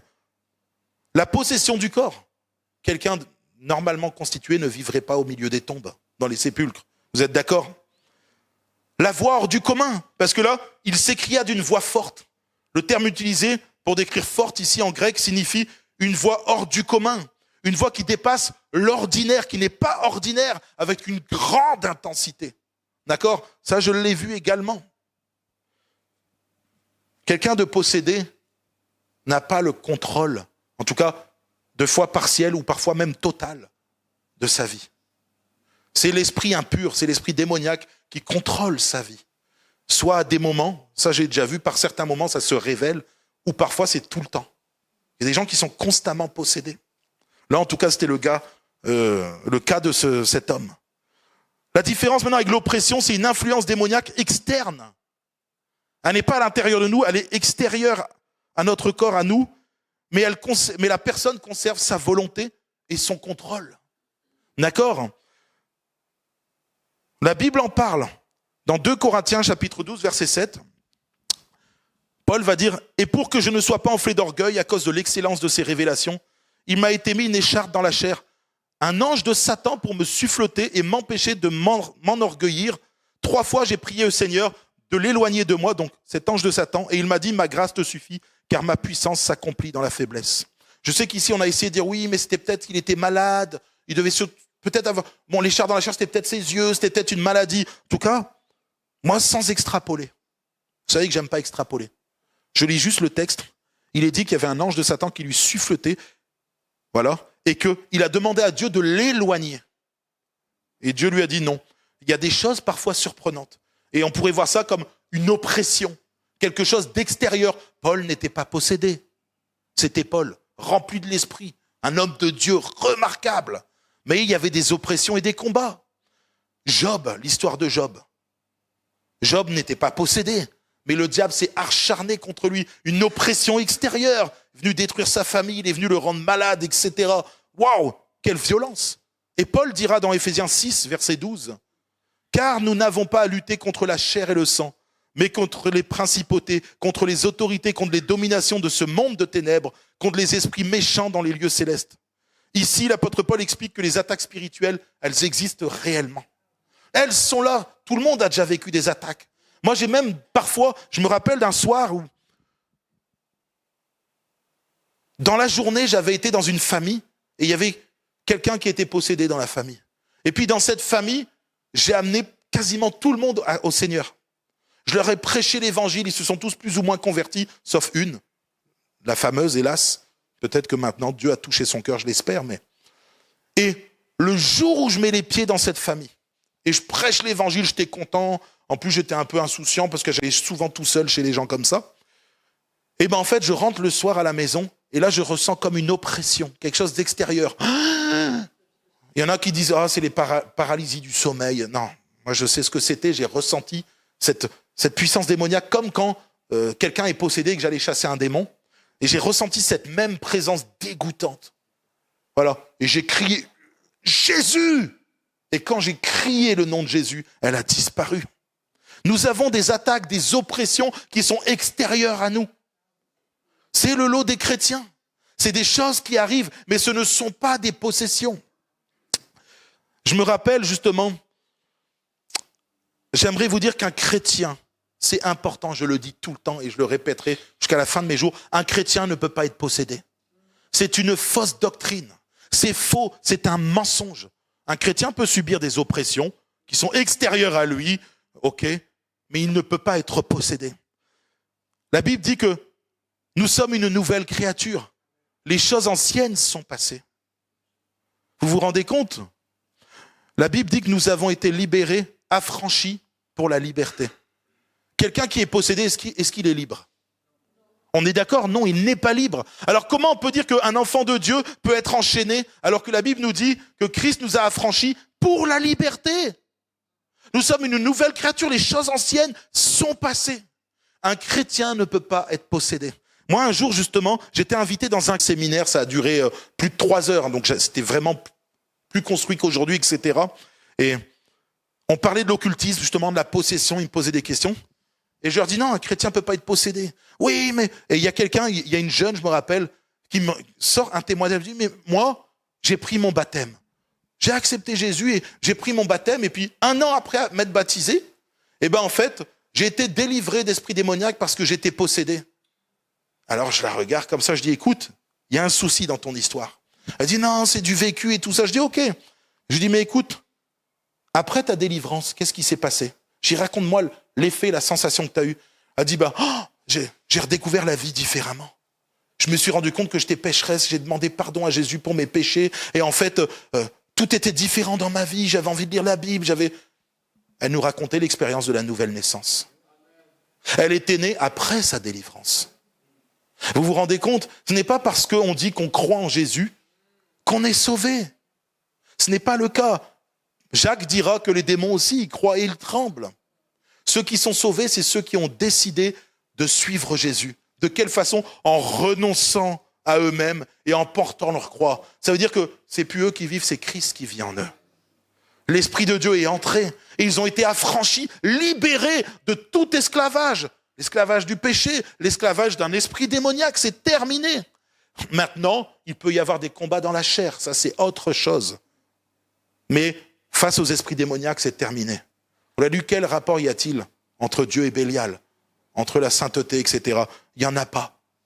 Il ne peut pas y avoir de coexistence aujourd'hui avec un démon et l'Esprit de Dieu dans un corps. Ce n'est pas possible. Alors ce soir, j'aimerais vous dire que vous entendrez beaucoup de choses. Beaucoup de choses. Et on a de plus en plus de choses. Moi, je l'ai entendu de mes propres oreilles, des pasteurs qui disaient non, à une fille qui était possédée. Elle était possédée parce que, je vous parlais de force surhumaine, de voix, etc. Cette fille, devant mes yeux, ça se passe. Le pasteur lui dit non, t'inquiète pas, c'est juste une oppression, t'es pas possédé. J'avais du mal à tenir ses bras, je vous assure. Une puissance, c'est de la possession. Et la problématique qu'on a aujourd'hui, excusez-moi, hop. La problématique qu'on a aujourd'hui, il y avait un appel, donc peut-être ça allait faire bugger le... La problématique qu'on a aujourd'hui, c'est que tout le monde essaye de sortir un enseignement par rapport à leur expérience. Et comme on vient de voir, par exemple, cette jeune fille, l'expérience de la nouvelle naissance, elle a fait après son baptême et après avoir été délivrée d'un esprit démoniaque. Sauf que les gens vont dire, mais non, elle a été baptisée, donc elle a été sauvée. Donc un chrétien peut être possédé. Ce n'est pas le cas. À chaque fois que j'ai eu des témoignages de personnes qui disaient un peu ce que cette fille a dit, ils se sont rendus compte, d'ailleurs cette fille s'est rendue compte qu'elle était née de nouveau après. Et elle a dit, en fait oui, elle a dit selon la Bible, j'ai compris que la nouvelle naissance s'est opérée après tout ça. Merci Seigneur, la Bible est claire. La Bible est sans faille, elle est la vérité. Alors maintenant, si vous êtes enfant de Dieu, et je sais que c'est le cas ici des gens, si vous êtes nés de nouveau, vous n'avez pas à craindre ces choses-là. La Bible dit que l'esprit qui est en nous, c'est l'esprit de Dieu. C'est le même esprit qui ressuscita Christ. Nous n'avons pas à avoir peur des esprits démoniaques, des démons, de tout ce que vous voulez. Et aujourd'hui, j'aimerais vous dire que si vous avez la puissance de Dieu en vous, si vous êtes nés de nouveau, la Bible dit que vous avez même le pouvoir de chasser les démons. Au nom de Jésus-Christ. Voilà. On va laisser place aux questions. Voilà. Si vous avez des questions, le pasteur Sami Musard dit que Dieu est un Dieu jaloux, qui n'accepte pas les compromissions. Alléluia. Il n'y a pas de syncrétisme. Ça n'existe pas pour nous les chrétiens. Ça ne devrait pas exister. Ça veut dire, et c'est pareil, le syncrétisme, c'est aussi notre propre pensée. On la mélange avec la foi chrétienne. Ça ne marche pas. Il n'y a qu'un seul esprit, c'est l'esprit de Dieu, et c'est lui qui nous enseigne. Et la Bible nous dit, il nous enseigne, il nous rappelle les paroles de Jésus-Christ. Il ne nous rappelle pas ce qu'on veut ou les pensées, mais celles de Jésus-Christ. C'est très important. Moi, je vais être clair, parce que la question c'était, est-ce qu'en gros, on peut chasser un démon si Dieu ne veut pas? Alors, Dieu veut toujours. Mais la problématique, c'est que, par exemple, tu marches dans la rue, tu as quelqu'un qui est possédé qui ne veut pas être délivré. Tu ne vas pas aller prier pour lui pour que tu chasses le démon. Tu comprends? Il faut que la personne en face veuille être délivrée. Elle vient vers toi. Il y a quelque chose qui se passe. Là, il y a une autorité qui t'est confiée au final par Jésus pour libérer cette personne captive. D'accord? Maintenant, je donne un conseil, surtout aux jeunes chrétiens. Ne le faites jamais seul. La Bible nous dit que Jésus a envoyé 2 par 2 ses disciples. Voilà. Après, moi, je l'ai déjà fait seul. C'est arrivé, mais c'est parce qu'il n'y avait pas le choix. Vous comprenez? Mais à chaque fois que j'ai pu avoir le choix, que j'ai toujours été soit à 2, soit à 3, mais jamais seul. Évitez d'être seul parce que, voilà. C'est de finir comme les fils de Séva. Une fois, c'est le pasteur Monsieur Pelletier. Et pourtant, Monsieur Pelletier, un homme de Dieu, mais avec une puissance de l'esprit remarquable. Quand je vous dis ça, c'est résurrection des morts avec lui et tout, un ministère extraordinaire. Cet homme était jeune converti. Il venait de se convertir. Le feu. Et là, il y a une femme qui l'appelle. Oui, j'ai des esprits démoniaques et tout, je suis tiraillé. Et lui, jeune converti, dit, ah, Seigneur, il parle comme ça. Je vais aller à sa rencontre et la libérer. Et il nous raconte l'histoire. Excellent. Il y va. Et puis, il prie. Et il se passe un combat redoutable. Et au bout d'un long moment, cette femme est délivrée. Merci Seigneur, donc la puissance de Dieu est là. Sauf qu'il est ressorti de cet endroit, il saignait de tous les orifices, il nous a dit. Voilà. Parce que le combat avait été tellement intense. Et il a dit, c'est la dernière fois que j'y ai été seul. J'ai compris pourquoi la Bible envoyait 2 par 2 les apôtres. D'accord ? Voilà. Donc, faites attention. Voilà le risque, c'est des choses comme ça. Ou si tu es jeune converti, voilà, les fils de Séva, ils ont été humiliés, ils se sont retrouvés nus, etc. dans la Bible. C'est une histoire de la Bible. Voilà. Si un jour vous avez quelqu'un qui vous appelle pour ça, appelez un pasteur autour de vous ou un ancien de l'église. Voilà, quelqu'un de mature dans la foi. Voilà. N'allez pas seul. C'est important. Alors, j'ai vu en Kabylie, dans les cultes, le dimanche, il y avait des fois des possédés, plusieurs fois. Hein. Eh bien, ils venaient et toujours, avec les frères et plusieurs frères, eh bien, ils commençaient à chasser le démon. Alors, le démon, il commençait à les impressionner. Il rigolait. Il dit, vous êtes rien du tout. Vous êtes bon. Et puis après, il commençait, il dit, arrêtez maintenant, arrêtez. Après, la voix s'être moquée des uns et des autres, moi j'étais avec eux. Après, il disait, non, arrêtez, je peux plus.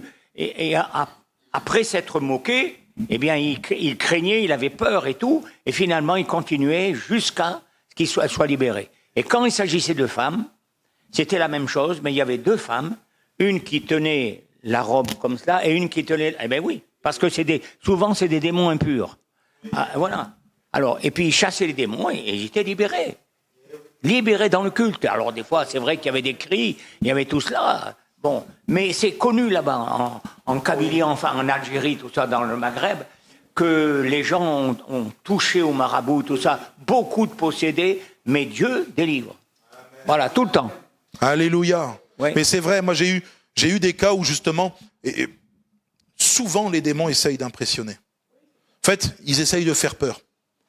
Moi je me rappelle un jour, on était 3, et je vais faire un raccourci, mais c'était une femme qui était possédée. Son mari était musulman et il a appelé des chrétiens à la rescousse. Ça c'est rigolo comme témoignage.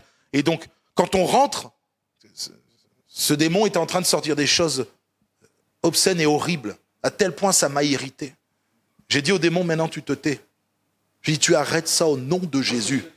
Voilà, et je lui ai dit, tu n'as aucune autorité au nom de... Et quand je commence à dire ça, et elle m'a foncé dessus. J'ai pris ces 2 points, je l'ai mis contre le mur. J'ai dit, maintenant ça suffit. Je dis, au nom de Jésus, tu sors d'ici tout de suite. La personne, elle s'est écroulée au terre, on l'a retenue et elle a été libérée. Voilà. Elle a essayé de m'impressionner. Enfin, le démon a essayé de m'impressionner. Mais ça ne marche pas. Alors, sur le coup, souvent, tu peux dire, quand t'as pas eu l'habitude aussi, c'est vrai que ça peut impressionner. Mais moi, ça m'impressionne plus. Il nous a raconté qu'il y avait des serviteurs de Dieu qui chassaient un démon dans une personne.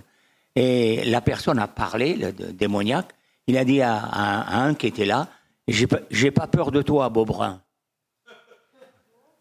Il y a par alors contre... les autres, finalement, il a été bon. Oui, mais même, je vais vous donner un petit conseil aussi. Pour ceux qui voudraient s'improviser, ça s'improvise pas. D'accord ? Quand ça arrive comme ça arrive. Ne cherchez pas le mystique. Il y avait des jeunes qui cherchaient absolument, etc. Et voilà, j'en connais un qui a eu de gros soucis. Et de très gros soucis qui a très mal fini. D'accord ?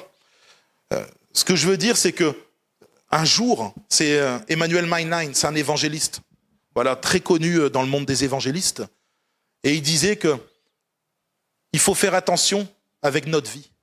Quand on n'a pas une vie en règle, on donne un accès au diable. Et un jour, il est parti avec un pasteur, et en fait, ce pasteur avait un souci dans sa vie, je ne mentionnerai pas lequel, mais c'était pas très beau du tout. Et le démon lui a dit, mais toi, tu viens. Il dit, sous quelle autorité ? T'as vu comment est ta vie ? Et il a dénoncé le péché du pasteur. Eh oui, assurez-vous d'avoir une vie en règle avec Dieu. Recherchez la sainteté. Recherchez la sanctification. Recherchez avoir une vie pure. Pure pour le Seigneur, c'est important. Si votre vie est en désordre, ne cherchez pas à faire des choses pour le Seigneur. Ça ne marchera pas, surtout avec le monde de l'occultisme, avec le monde démoniaque. Faites attention à ça. Bon, il faut faire attention. Moi, j'ai entendu des chrétiens prier et en chassant un démon. Voilà, Seigneur, nous te demandons d'étendre ta main. Non, pas du tout. Il part pas comme ça. Il faut chasser. Il faut chasser, exactement. Avoir cette autorité au nom de Jésus. Et il comprend que ça. Mais c'est l'autorité qui nous a été donnée. Voici les prodiges et les miracles qui accompagneront ceux qui auront cru. Quand un chrétien se met à prier et à intercéder pour des situations, si vous avez des membres de vos familles qui sont possédés et que vous vous mettez à combattre dans la prière, vous rentrez dans un combat spirituel. D'accord ? Parce que le combat spirituel, il y a aussi les oppressions qui font partie du combat spirituel. Et après, on a les combats spirituels intérieurs. Les tentations, les résistances, ça c'est encore autre chose. Mais vous rentrez en combat avec des forces des ténèbres. Donc forcément que ils vont répliquer. Vous êtes en train de prier. C'est pas parce que tu es de l'autre côté de la Méditerranée ou de l'autre côté de l'Atlantique ou je sais pas où, la puissance de Dieu, elle s'exerce. Dieu, il entend ses enfants et il rentre dans un combat avec les personnes. Il y a des luttes, des choses que nous, on maîtrise pas. Mais du coup, de l'autre côté, ils sont pas contents et ils viennent te visiter et te dire attention, tu joues à un mauvais jeu, laisse-moi tranquille. Quand c'est comme ça, faut redoubler encore plus. Tu mets des gens, plein de gens, d'accord ? Maintenant, faites attention parce que, et j'ai eu le témoignage de quelqu'un aujourd'hui qui m'a appelé justement, c'est des personnes qui ont été pour essayer de déloger ce qu'on appelle des entités territoriales. Ça, ce n'est pas notre combat. Nous, on chasse les démons, les esprits impurs qui sont dans les personnes pour libérer au nom de Jésus ces personnes-là. Mais il y a des entités territoriales. J'ai une personne qui m'a témoigné, ils sont partis dans un endroit où il était dit qu'il y avait justement une entité sur cette ville, etc. Ils y ont été, et ils ont intercédé, ils ont prié. Et derrière, vous savez, il leur est arrivé de gros soucis. Depuis ce jour-là, ils ont eu des soucis. Voilà. Et une des personnes m'a dit, j'ai dû me repentir pour que vraiment le Seigneur m'aide, etc. Mais il y a des combats qui ne sont pas les nôtres. Il y a des combats qui... Quand l'ange Gabriel, dans le livre de Daniel, l'ange Gabriel, à un moment, Daniel reçoit une vision. D'accord ? Je crois que c'est Daniel 9 ou 10, bon, peu importe. Et Daniel reçoit une vision. Et dans cette vision, il ne comprend pas ce qui se passe. Et Daniel va dire, non mais attends, je reçois une vision, je ne comprends pas, je vais me mettre à jeûner et à prier. Daniel va jeûner et prier 21 jours. Et au bout de 21 jours, la Bible nous dit que l'ange Gabriel, il débarque. Donc l'ange Gabriel, c'est quand même un archange. Il est puissant. Voilà, il se tient devant Dieu. Et pas tous ne peuvent chez les anges faire ça. L'ange Gabriel, il va dire quoi ? J'ai été empêché par les principautés. Alors je ne sais plus à chaque fois quel pays, la Syrie ou l'Asie, ou peu importe je ne sais plus quel pays. J'ai été empêché de venir jusqu'à toi. Ça veut dire qu'il y a des entités spirituelles puissantes qui ont retenu un archange qui devait aller délivrer un message. Il y a des combats qui ne sont pas les nôtres. Il y a nos combats, ce que Dieu nous donne à nous en tant qu'enfants de Dieu. Il y a d'autres combats, laissons-les aux autres. Voilà. Maintenant, je voudrais dire quelque chose. Oui. Quand on connaît quelqu'un qui est possédé, il faudrait lui demander seul, avec lui, ou quelques anciens, est-ce que tu veux être délivré ? Bon. Alors, s'il dit oui, je crois qu'il y a une préparation aussi. On doit se préparer pour avoir d'assurance et tout et venir après. Parce que Jacques nous dit une clé. Il nous dit une clé, Jacques. Soumettez-vous à Dieu et résistez au diable. Et il fuira. Attention, c'est pas qu'il va partir. Il fuit. Mais si on se soumet à Dieu et qu'on marche, comme tu as dit, dans la sainteté, dans l'obéissance, on a une assurance. Voilà. Moi, je suis d'accord avec ça. Nous, par exemple, un jour, on est appelé pour aller prier pour quelqu'un qui était possédé. Dans la voiture, j'étais avec un pasteur et une autre personne, on était trois, et je leur dis, venez, on prie. Tout le trajet, on prie. Et en y allant, on priait, Seigneur, on arrive, tu prépares le terrain pour nous, la victoire est en toi, etc. Et quand on est arrivé, ça a été très rapide. Vous comprenez ? Voilà. Quand ça nous tombe dessus, ça nous tombe dessus. Nous, ça nous est arrivé à une réunion ici, c'était il y a un an. Une réunion c'était sur le pardon, je crois, avec le pasteur Villa. Et là, il y a eu une manifestation ce jour-là. Ça a été très rapide. Des fois, c'est hyper rapide. Justement, quand on est préparé, quand on a une vie en règle avec Dieu. C'est pour ça. Moi, ce que je vous conseille, c'est d'être toujours préparé. Comment ? En priant, avec une vie de sanctification, en essayant de plaire à Dieu constamment, En n'ayant pas de mélange dans notre foi. Bon, on peut faire une liste de choses, mais soyons prêts en tout temps. Veillez et priez sans cesse. C'est ce que Jésus dit. Alors c'est facile à dire, c'est plus dur à faire. Mais en réalité, si on veut porter du fruit à la gloire de Dieu, il faut être prêt tout le temps. Voilà. Un pasteur, il a écrit un livre d'ailleurs, il s'appelle Émile Kremer. Et cet homme, quand il faisait des réunions, eh bien, il dit d'abord, quand il y avait des choses un peu bizarroïdes, il disait on va confesser nos péchés les uns aux autres. On confesse nos péchés. Et il disait pour qu'on soit pur devant Dieu, qu'il n'y ait rien qui nous arrête, que le diable ne puisse pas nous attaquer devant Dieu. Parler contre nous devant Dieu.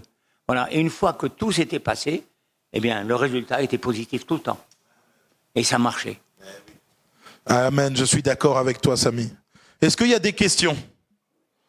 Oui, que penser d'œuvres, de personnes, enfin de miracles, de personnes qui imposent les mains, qui guérissent, etc., qui sont nés de nouveau, qui sont vraiment chrétiens, mais qui n'ont pas de... Enfin, qui sont vraiment chrétiens, mais qui n'ont, à un moment donné, qui chutent et qui n'ont pas une vie vraiment en règle avec Dieu, qui vivent dans le mensonge, etc., mais que Dieu leur a donné une certaine puissance. On m'a dit que Dieu ne se départissait pas de ce qu'il avait donné, donc ils ont une certaine puissance, mais néanmoins, ces personnes ont chuté et ne sont plus vraiment en règle avec Dieu, mais continuent à faire des miracles, etc. Alors comment considérer ces œuvres? En fait, la Bible nous parle de ça, c'est Jésus lui-même qui nous dit, alors je ne sais plus, dans Matthieu 7, je crois, où il dit, je ne suis pas sûr, Matthieu 7, 21, ce n'est pas ceux qui disent Seigneur, Seigneur. D'accord?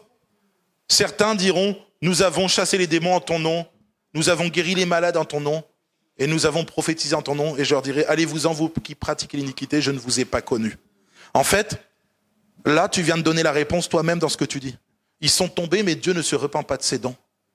Et c'est au nom de Jésus qu'ils font ça. Il y a une puissance dans le nom de Jésus. Il y a une véritable puissance. Ça veut dire que, peu importe la vie que tu mènes, en fait, tu proclames le nom de Jésus. Il faut comprendre que le nom de Jésus, c'est ce nom qui sauve, ce nom qui guérit. À partir de là, ces gens-là qui ont reçu un moment, un don, peut-être un don de l'esprit, le don de guérison, pourquoi pas? Et bien en fait, ou même tout simplement qui continuent à proclamer le nom de Jésus dans ces situations, voilà. Mais Jésus se glorifie. C'est Jésus qui se glorifie. En fait, c'est Jésus qui est glorifié. Ouais, mais ça n'a rien à voir. En fait, la vie des gens, c'est une chose. Le nom de Jésus, c'en est une autre. Il faut comprendre que la puissance qu'ils utilisent, c'est le nom de Jésus. Ce n'est pas leur propre puissance et ce n'est pas leur propre vie. C'est Jésus qui vient, par la puissance de son nom, libérer les captifs, guérir les malades, etc. C'est surprenant, hein? Moi, j'ai entendu parler d'un pasteur, mais j'étais pas né, hein, donc ça date il y a 60 ans ou 50 ans. Alors, un grand pasteur, enfin, entre guillemets, excusez-moi l'expression, un pasteur où son ministère a été... il y a eu du succès dans le ministère au niveau de la guérison, de toutes ces choses-là. Puis en fait, apparemment, il passait son temps à tromper sa femme. Quand j'ai entendu ça, je dis, qu'est-ce que c'est que ça? J'étais dégoûté. Tu te dis, waouh, c'était... En fait, tu dis, mais non. Mais en fait, c'est pas ceux qui disent Seigneur, Seigneur. On rentre dans ce cadre-là. Mais c'est là où nous, on doit prêcher la vérité en disant, ce n'est pas ceux qui disent Seigneur, Seigneur. Ça, moi, j'avertis les chrétiens. Et souvent, enfin, je pense que je l'ai fait assez souvent, mais je dis aux gens, croire ne suffit pas. Même le succès ne suffit pas. Une église qui grandit, ça ne veut pas dire que Dieu est dans l'histoire, que le pasteur est bien et que l'église, il y a une bonne doctrine. Vous savez, il y a des églises, il y a des églises très particulières qui tolèrent des choses très, très, très particulières, voilà, pour pas les citer. Eh ben, dans ces choses-là, l'église grandit. Il y a même parfois des guérisons et du succès. Pourtant, ils sont anti-bibliques. Vous comprenez? Mais c'est le nom de Jésus. En fait, il faut comprendre que c'est indépendamment de ce que nous, on est ou ce qu'on fait. C'est là où tu vois que vraiment, il y a une puissance dans le nom de Jésus. Voici les prodiges et les miracles que les personnes accompliront, ceux qui auront cru. En mon nom. Le mot « en mon nom », il est important. C'est vraiment le nom de Jésus qui fait les choses. Moi, j'arrive pas, quand je chasse un démon, j'arrive pas au nom de Laurie Camara, sors de là. Vous comprenez? Le démon, il va m'attraper, il va me plier en deux. Moi, j'y vais avec l'autorité de Jésus et avec le nom de Jésus. Vous comprenez? Il faut comprendre que c'est pas parce que tu as une vie qui n'est pas en règle que Jésus ne va pas glorifier son propre nom. En fait, Jésus se rend gloire à lui-même en validant son nom. Parce qu'imaginez, on arrive au nom de Jésus, au nom de Jésus, au nom de Jésus, il ne se passe jamais rien. Les gens vont dire, le nom de Jésus, il est faible. Et c'est pas possible pour Jésus. Quand son nom est invoqué pour une chose, il peut se glorifier avec puissance dans une situation, même à travers une personne qui vit dans l'immoralité. D'accord? Alors c'est surprenant. Ah oui, alors c'est vrai que moi, mais c'est bien. Non, mais c'est très bien que ça nous dérange. Moi, ça me dérange. Quand quelqu'un... Il y a des gens qui... Oui. En fait, c'est le nom de Jésus. C'est-à-dire que les gens qui l'usurpent, ils vont avoir des comptes à rendre à la fin. Et dans ce texte, c'est pas ceux qui disent Seigneur, Seigneur, Jésus est en train de parler de son retour. C'est-à-dire, au moment où je reviendrai, tu viendras et tu m'auras dit, j'ai fait ça en ton nom. Jésus va dire, ok, t'as fait ça, mais déjà c'est en mon nom, mais toi je te connais pas. C'est-à-dire que ta vie, elle était mauvaise. D'accord? Donc, il faut comprendre que les comptes, ils les rendront après. Tu peux avoir une vie de succès, si tu marches pas avec Dieu, ça marchera pas. Eh oui. Mais c'est pour ça, c'est important de marcher dans la sanctification. Sans la sanctification, nul ne verra le Seigneur. Voilà. C'est pour ça que, comme le frère Mézard vient de dire, j'ai entendu que si on n'a pas une relation avec Dieu, justement, on peut évangéliser, on peut être pasteur, ou peu importe quel nom, on se donne, et si on n'a pas une relation avec Dieu, ça ne marchera pas, justement. On est d'accord. En fait, il faut comprendre que ce qui sauve, c'est pas ce qu'on fait. C'est la foi et l'obéissance. D'accord? En fait, ce qui sauve un être humain, c'est son obéissance à la parole. C'est pas ce qu'il fait. Maintenant, si quelqu'un qui obéit à Dieu, il va faire systématiquement. Jacques, il dira, ok, montre-moi ta foi sans tes actes. Moi, par mes actes, je te prouverai ma foi. Et après, il dit, la foi sans les œuvres, elle est morte. Voilà, les deux sont liés. On ne peut pas arriver et puis dire, je crois en Jésus, j'aime Jésus, j'y obéis, sans agir. Ça ne marche pas. D'accord? Donc, c'est pas par la foi, c'est par les actes qu'on est sauvé, mais par la foi et l'obéissance. Du coup, la foi qui nous montre, qui nous pousse à l'obéissance. Est-ce qu'il y a d'autres questions? C'est bon? Ok, merci Seigneur. En tout cas, je voudrais juste vous dire qu'il ne faut pas avoir peur de ces choses-là non plus. Même l'histoire de l'occultisme et de ces choses-là, on s'en fiche. Nous, ce qui compte, c'est qu'on marche avec Dieu, qu'on recherche une vie sincère avec Dieu, et vous verrez que la puissance de l'Esprit, elle s'accomplira naturellement. Moi, je ne cherche pas ces choses-là, elles viennent, c'est comme ça. Il n'y a pas longtemps, et d'ailleurs on aura bientôt, sans doute dans un des futurs baptisés, il expliquera comment j'ai prié pour lui, il a été libéré, délivré. Simplement, il n'y a pas eu de grande manifestation, la puissance de Dieu est venue, ça a été très rapide. Quand on est rempli de l'Esprit, quand on cherche une vie de sanctification, ça ne veut pas dire que je suis parfait, attention, je vous le dis, je ne suis pas parfait, mais je cherche à plaire à Dieu du mieux que je peux, sincèrement. J'ai mes faiblesses, comme Paul il dit, il avait des faiblesses, je les ai aussi. Mais je cherche à plaire à Dieu en ne péchant pas, de tout mon cœur. Et quand je tombe, Seigneur, je te demande pardon. Tu te relèves, tu te repens de ton péché. C'est comme ça qu'un enfant de Dieu doit agir. Voilà.